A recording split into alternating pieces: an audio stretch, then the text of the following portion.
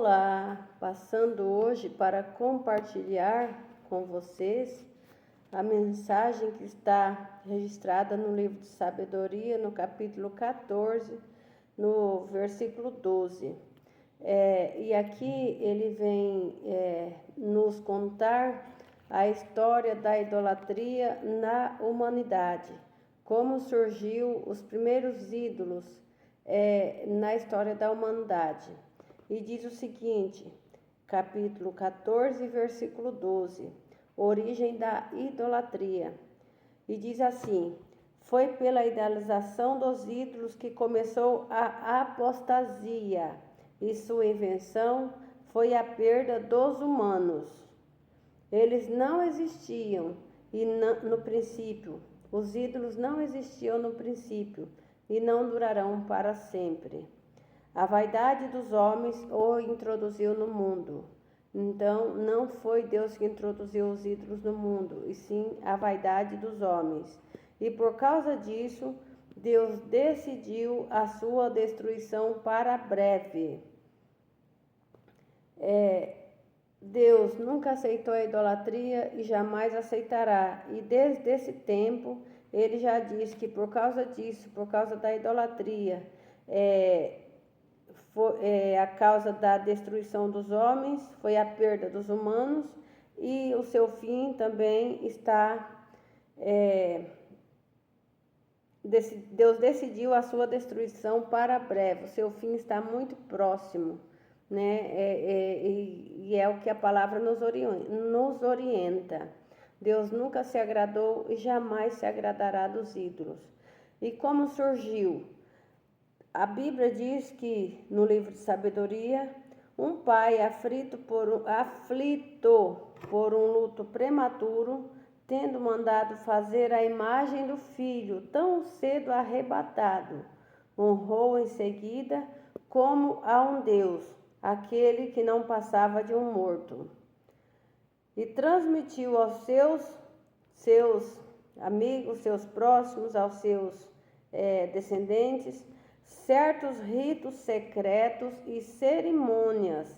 Este costume ímpio, tendo se firmado com o tempo, foi depois observado como lei.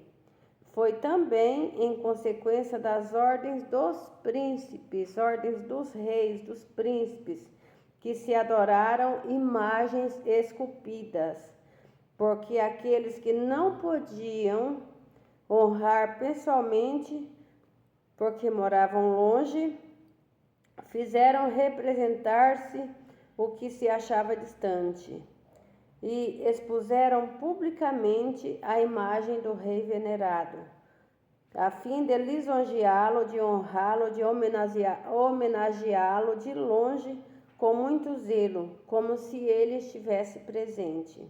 Isto contribuiu ainda mais para o estabelecimento deste culto, mesmo entre os que não conheciam o rei.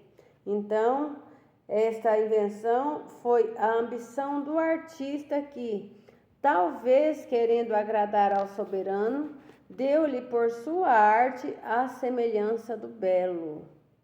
E a multidão, as pessoas seduzidas pelo encanto da obra do artista, tomou por Deus aquele que tinha honrado como homem, o que havia sido homem antes, havia recebido a imagem de homem, depois de morto, passou a ser honrado por causa das suas imagens, da sua escultura. Passaram a honrar como um Deus aquele que tinha honrado como homem. E isto foi uma cilada para a humanidade, uma cilada armada para a humanidade. Os homens, sujeitando-se à lei da desgraça e da tirania, deram à pedra e à madeira o nome incomunicável.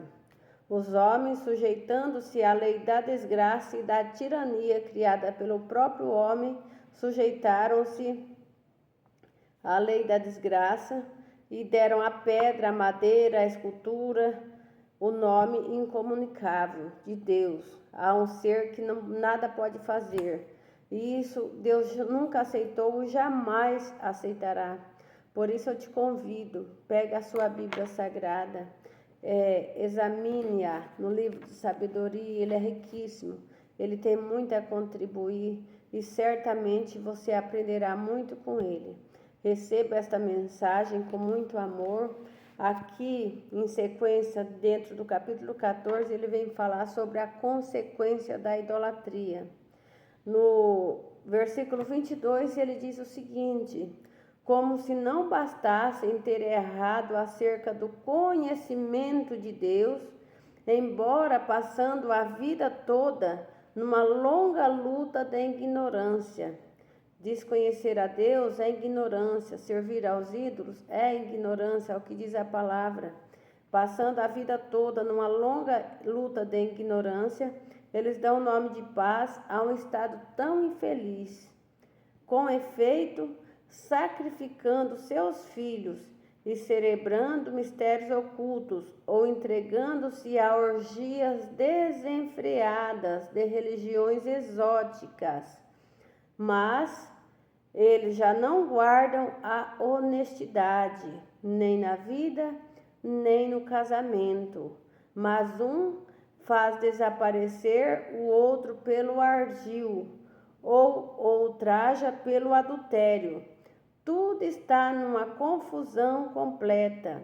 Sangue, homicídio, furto, fraude, corrupção, deslealdade, revolta, perjúrio, perseguição dos bons, esquecimento dos benefícios, contaminação das almas, perversões dos sexos, instabilidade das uniões, adultérios e impudícias, porque o culto de inanimáveis ídolos é o começo, a causa e o fim de todo mal.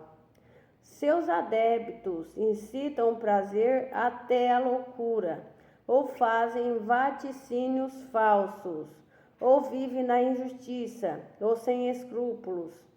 Juram falso, porque, confiando em ídolos inanonimados, esperam não ser punidos por má fé.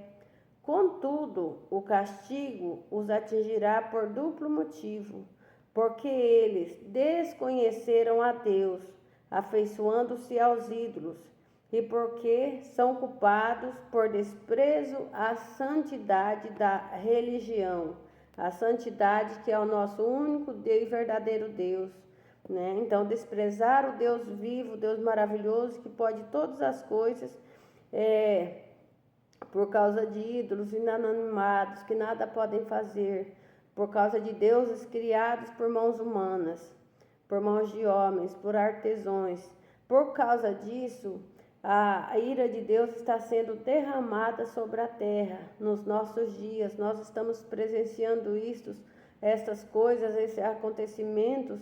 A cada dia acontecimentos diferentes. E o Senhor diz que vai derramar a sua ira sobre todos. E a única maneira de o Senhor ter misericórdia de nós é através dos abandonos, a converter o nosso coração a Deus, a palavra de Deus, abandonar os ídolos, arrancar eles das nossas vidas e deixarmos de colocar a nossa fé nele, porque eles nada podem fazer por nós. Aqui no versículo 14 do livro, capítulo 14 do livro de Sabedoria, versículo 30. Olha o que está escrito: contudo, o castigo atingirá por duplo motivo, 2 vezes, porque eles desconheceram a Deus, afeiçoando-se aos ídolos, e porque são culpados por desprezo à santidade da religião, de ter feito juramentos enganadores. Pois não é o poder dos ídolos invocado, mas o castigo reservado ao pecador, que sempre persegue a falta dos maus. Glória a Deus, aleluias. E no capítulo 15, ele vem dizer as maravilhas de quem conhece a Deus. Então, eu te convido a você a fazer a leitura no seu livro, na sua Bíblia Sagrada, tá? a editora que eu gosto muito. Tenho várias Bíblias, mas essa aqui, ela é excelente para mim, porque foi onde que Deus me revelou na sua palavra. E Deus tem me tocado muito em relação à idolatria. Se você vai gostar ou não, eu não tenho culpa, é o que está escrito, é a palavra de Deus. Nós gostando ou não, nós aceitando ou não, a palavra de Deus irá se cumprir da mesma maneira, porque o nosso Redentor vive e o seu reino jamais terá fim. E a nossa salvação só poderá ser alcançada através da fé exclusiva em nosso Senhor e Redentor Jesus Cristo, porque nosso Jesus Cristo vive, Ele nos ama, Ele nos convida todos os dias. Foi Ele que entregou a sua vida na cruz do Calvário para salvar a minha alma e de todos os pecadores. Que o Senhor te abençoe. Em nome de Jesus. Amém.